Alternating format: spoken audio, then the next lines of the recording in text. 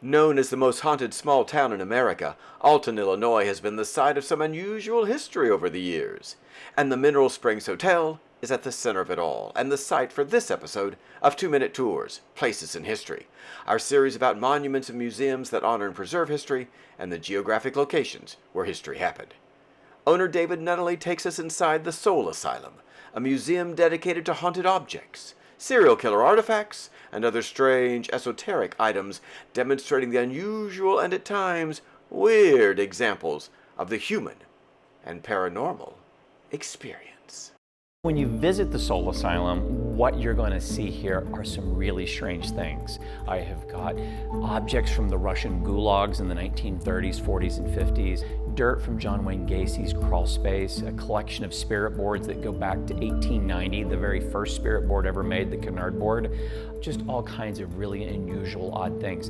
Nothing here is going to frighten you, but it is going to make you think a little bit differently about yourself and about humanity and how we relate to each other. The one thing that draws most people to the Soul Asylum is that it's in the Mineral Springs Hotel, probably one of the most haunted locations in Alton. There have been 3 deaths here that we know about: Lou Harwood, Clarence Blair, Pearl Sands, and I tell their stories here in the hotel. And I've got some images that we've collected over the years of their spirits in the building, but it's not just their 3 deaths. Maybe the biggest catalyst for the hauntings of this building is the autopsy table from the Dixmont Institution outside of Pittsburgh.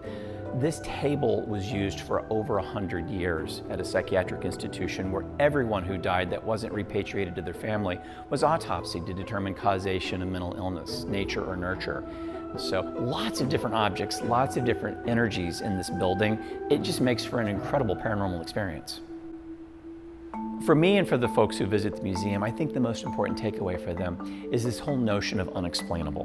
As human beings, we live a human existence and we relate to each other and we try to explain the world that we see around us as best as we can, but there are things that are unexplainable and they have always been that way.